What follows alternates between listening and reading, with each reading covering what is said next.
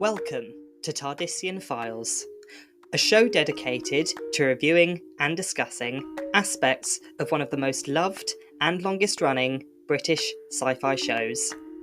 This podcast is a fan-led series where we pull together sources from all across Doctor Who's extended media, including the show itself, comics, audio stories, and novels.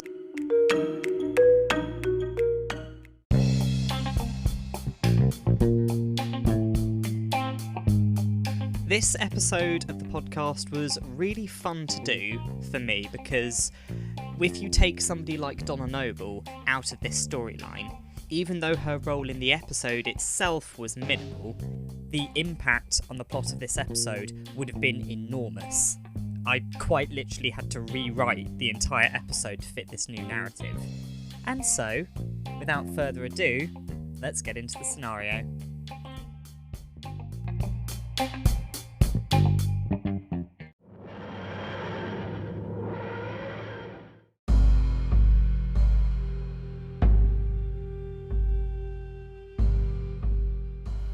On the diamond planet of Midnight, bathed in lethal extonic sunlight, a group of human tourists are under attack. Despite the adamant claims of the Leisure Palace hostess and onboard academic Professor Hobbs that the surface of the planet is uninhabited, something is knocking on the reinforced hull of the tour bus. No one seems more afraid than passenger Mrs. Skye Silvestri. The more she panics, the closer the knocking gets to where she's standing, until she's backed into a corner.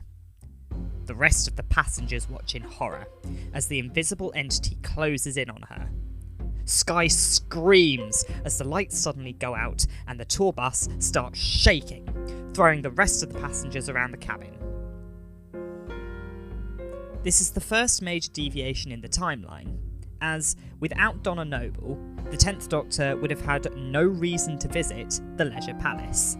At least not as a guest, as he would have likely been, no doubt, licking his wounds in some remote corner of the universe, having just lost River, who he strongly suspected to be his future wife. This means that the Midnight entity wouldn't have identified the Doctor as its greatest threat on board Crusader Vehicle 50, as he wouldn't have been present for the tour. So, first and foremost, what happens in the cabin? Does a scuffle or a mutiny break out, and does the entity get killed instantly? Or is it successful in making its way back to the Leisure Palace? For the sake of the scenario, we will assume that it is successful in getting back to the Leisure Palace, just as it wanted to in the original timeline. So, how does it do this?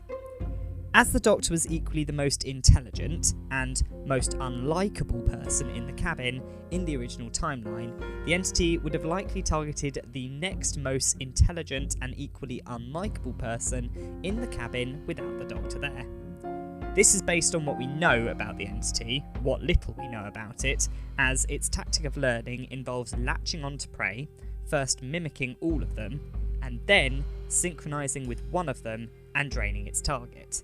Based on the events in the original timeline, that was the Doctor, because he was the one who posed the most threat to it making its way back to the Leisure Palace and doing whatever it originally planned to do. So, who is the next most intelligent and unlikable person in the cabin, if you exclude the Doctor?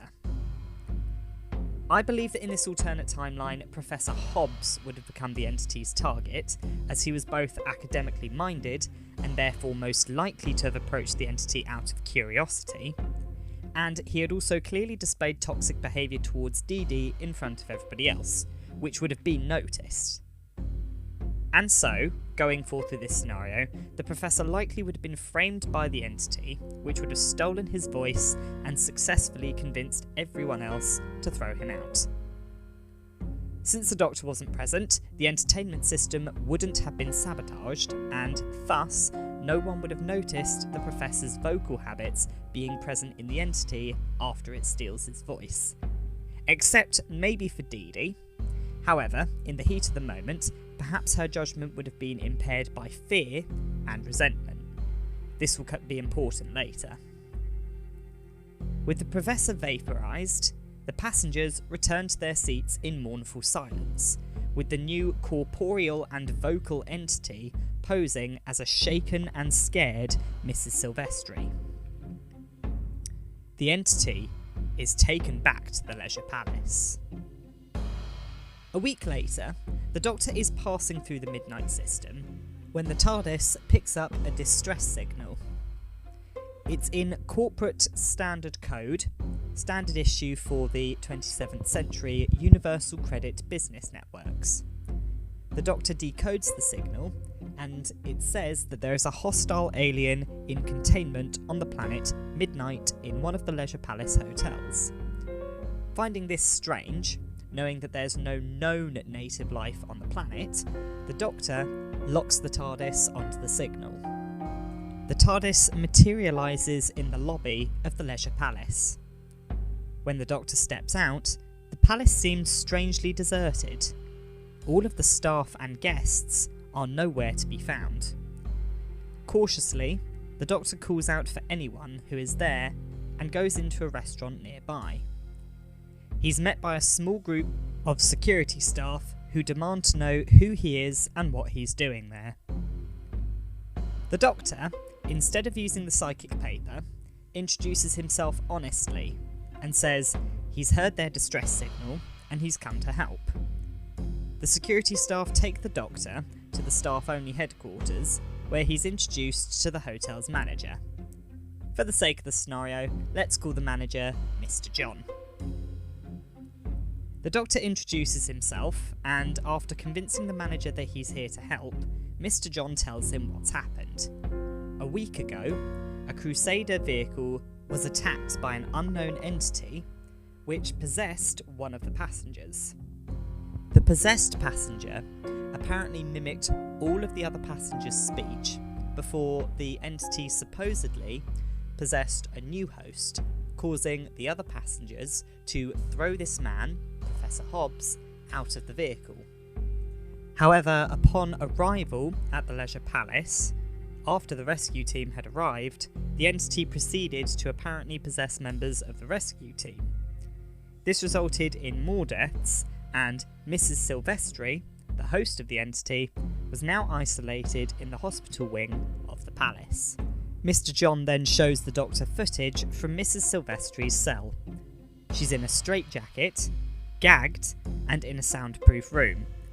When the Doctor asks why, Mr. John replies that the entity appears to be limited by what it can hear and possesses people by mimicking them as they speak. Against the manager's advice, the Doctor demands to go down and see the alien. The security team escort him down and tell him that he has 2 minutes before the alien latches onto his mind. If he's not out of there by the time's up, the security team will come and drag him out. The Doctor agrees, and the guards let him in. One of the guards goes in before him and removes Sky's gag. At this point, the entity looks at the Doctor with a chilling, vacant expression. The Doctor stares back and asks, "What are you? What do you want?" It copies him and cocks its head to one side, not giving any response. The Doctor wonders what this mimicry is. Learning? Adapting? Hunting? The Doctor tries to catch the entity out, but it copies him flawlessly. After a few seconds, the security team pulls the Doctor out. He protests for a moment before hearing it. The entity had synchronised with him, and he hadn't realised. The security team may very well have just saved his life. The Doctor and the security team leave, locking the entity in the cell behind them. The Doctor returns to Mr. John's office, who tells him that the entity began to synchronise with him in half the time it took 1 week ago with the other guests and staff. The Doctor deduces from this that the entity is getting stronger. Before either of them can speak, a chilling voice comes through the Leisure Palace CCTV screen. It's Sky, or rather, the entity possessing her. It's managed to shake its gag loose, and it's speaking to them through the camera. I'm already strong enough to loosen this pathetic attempt at silencing me. How long will it be before I'm strong enough to free myself? It asks. How long before I've drained you? How long before I escape this place and drain the entire cosmos? Sky is cut off by the Doctor, who sonics the camera feed, causing the camera in the room to discharge a bolt of electricity straight towards her. Sky's form is knocked out by the blast, and the Doctor turns to Mr. John, telling him that should give them some time. Shaken by the entity's threat, Mr. John asks the Doctor what they're going to do. The Doctor says it's time that they interview the passengers from the original incident. The palace has been locked down for a week so as to prevent the entity from escaping, allowing the Doctor to round up the survivors. The hostess, Jethro, Dee Dee, and Jethro's parents, Val and Biff. After interviewing them, the Doctor learns that the entity seems to possess people by copying everyone first, then only one person, like it did with the Professor. It then synchronises with them, and finally it speaks first, causing its victims to repeat and become paralysed. Dee Dee mentions something to the Doctor, which gets him thinking. The entity appeared not to control the Professor, but seemed to have adopted his mannerisms, saying things like, "Don't bother the man." Dee Dee hadn't thought much of it at the time, but now she wonders, what if the entity hadn't possessed the Professor at all, just taken something from him? Dee Dee insists on helping the Doctor find out more about the entity, and so she takes the Doctor and Mr. John to Professor Hobbs's room, where his academic notes about the planet Midnight are still residing. With Dee Dee's inside knowledge about the Professor's work, she explains how, while the surface is inhospitable to humans, or indeed any form of organic life, the entity is most likely either a manifestation of something from beneath the surface, or a being of pure energy that evolved on the planet's surface. The Doctor and Dee Dee theorise that the entity steals form and abilities from its prey by mapping itself onto the target's mind by mimicry. It went for the Professor as he was the most intelligent, ergo posing the most threat to the entity's escape plan. They wonder if the entity can also absorb other attributes from its prey, such as strength. What it had said before about strength, what if the entity had meant it literally? The entity has been surrounded by strong, combat-trained guards for over a week. If it had been silenced, what if it had switched to another form of mimicry and observation? What if it had learned by watching? Just as the Doctor is about to warn the manager's office, an alarm goes off. Mr. John gets an alert on his comms from one of the security guards. The entity has broken free from its cell. Mr. John orders all the guests' rooms to be deadlocked, but the Doctor tells Mr. John not to order the staff to convene in one place, as they'd be sitting ducks for the entity, instead telling them all to spread out over various safe points in their various teams. There's only one thing on the Doctor's mind now: stopping the entity. The Doctor sonics the TV screen in the Professor's room, finding schematics for the palace. They find the anti-gravity restaurant can be jettisoned from the rest of the palace, and based on how the palace was lowered down into a ravine, the restaurant will fall into it if it falls away from the rest of the palace. The Doctor forms a plan in his mind: lure the entity to the anti-gravity restaurant, sabotage the engines so that it can't escape, and then finally jettison the restaurant and sabotaging the anti-gravity engines so that they detonate, taking the entity with it. The others agree to help him, and Mr. John starts leading them through the staff corridors so as to evade capture by the entity, knowing that with Professor Hobbs and Mrs. Silvestri's knowledge, it would only know to navigate through the guest suites.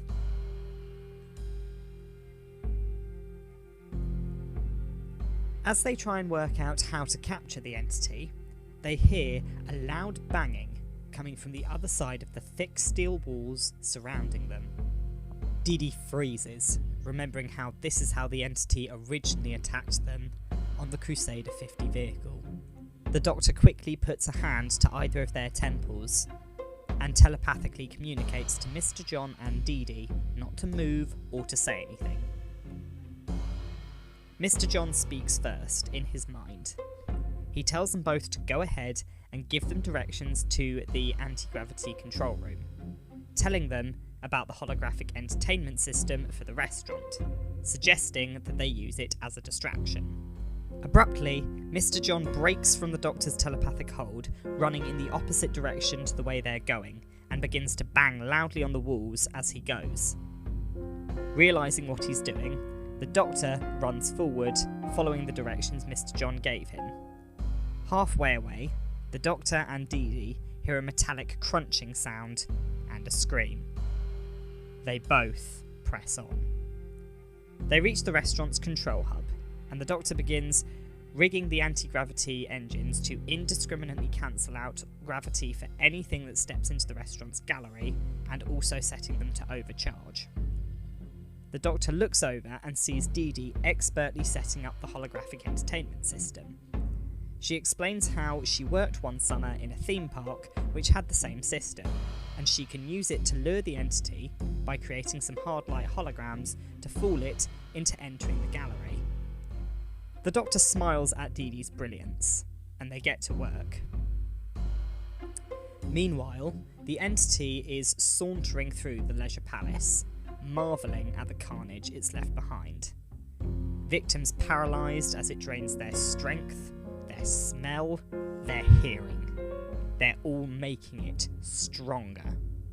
The centuries the entity spent living on the extonic, scorched surface of the planet, with no form, no power, but now it's the apex predator, top of the food chain. Turning, the entity, with its heightened senses, hears something. The sound of human voices. It follows the sound and sees a woman from the Crusader vehicle, Dee Dee. The name floats into her head from the snippet of knowledge that she stole from Professor Hobbs. Dee Dee appears to see the entity and runs further into the restaurant. The entity, enjoying the game of cat and mouse, smirks and follows. Dee Dee stands at the centre of the restaurant's gallery, looking frightened. The entity puts on a scared voice and says, "Dee Dee, it's me, Sky, from the tour bus, remember? Please help me, the creature is after me." It reaches out to grab Dee Dee's shoulder, and watches as its new palms go right through Dee Dee's form. The entity watches in horror as Dee Dee's hologram avatar smirks and disappears. The entity then begins to struggle helplessly as it starts to float like a fish in a water bowl as the anti-gravity engines activate. The Doctor watches through the control room. He lowers the visors for the extronic shields and hits the button to jettison the restaurant. He and Dee Dee watch as the restaurant falls away from the Leisure Palace, tumbling down into the ravine that it's balanced on. Just as the Doctor set them to, the anti-gravity generators overcharge and detonate. The glass box that contains the restaurants shatters. For a second, Dee Dee swears that she can see a humanoid shape flying out of the wreckage of the restaurant, but in an instant, it evaporates. A few hours later, the Leisure Palace corporate squad has arrived, ready to check guests and staff members for any residual traces of the entity. The CEO himself approaches Dee Dee and the Doctor and thanks them for their courage, declaring that once everybody was evacuated, the Leisure Palace will close down with a letter of recommendation to the Earth Empire Council that the planet Midnight be declared unsafe. Even later, when everyone has been evacuated, the Doctor views Midnight from orbit in the TARDIS, wondering how enticing and alluring this planet was to humans, how such an inhospitable planet was still colonised by them out of curiosity. The Doctor already knows how fast and for how long humans would have dominion over space, and he feels with dread with the idea that humans or another race may find the planet Midnight again, and they may fall prey to the malevolent forces that live on the sun-scorched surface. It's at this moment the Doctor remembers an old feature on his TARDIS, left over from the Time War. A time lock program. He hesitates, knowing that if he does this, he could potentially be wiping out benevolent creatures out of existence. The entity he encountered today may have just been a bad apple in a good bunch. However, in this timeline, he's seen enough of what leaving things to chance can lead to. He's tired of all the collateral damage that comes to the one who takes the moral high ground. It's just one planet, he reasons. After all, the Time Lords did the same thing to the Fendal and its home planet, and in doing so, kept the universe mostly safe. After a moment, he deploys the program. The TARDIS protests, but the Doctor pushes through the safeguards. He watches on the TARDIS monitor as the planet Midnight is encased in a time lock energy field. It shimmers for a minute, and then it's gone. Seeing what he's just done, and thinking all the lives that he's just saved with this one single action, but also wondering how many life forms he's just condemned. He prepares to move on. At that moment, the TARDIS scanner changes, and in this timeline, the Doctor finally sees it. His eyes cannot believe what he's seeing, but there she is, plain as day, calling his name. It's Rose. Rose Tyler. Hello, lovely listeners! So, today's episode is a first for us because this is the first episode that's been created with audience engagement. For those of you who follow us on Instagram, you'll know that a poll was put out to determine whether or not this episode would even take place in the Doctor What If scenario, because would the Doctor have even gone to Midnight without Donna Noble? The answer, according to you guys, was yes, and so, in today's episode, we will be discussing what if the Doctor hadn't met Donna Noble for a second time, and how that would have affected the events of Midnight, with the Doctor having just left the library, having lost River Song.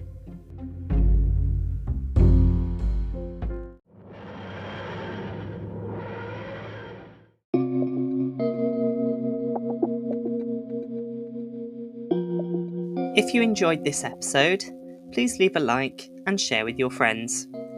You can also listen to extracts from our podcast on our TikTok and Instagram pages at Tardisian Files Podcasts. You can also join our Reddit community at Tardisian Files Podcast and put forward suggestions for future episodes. And, as always, see you next time on Tardisian Files.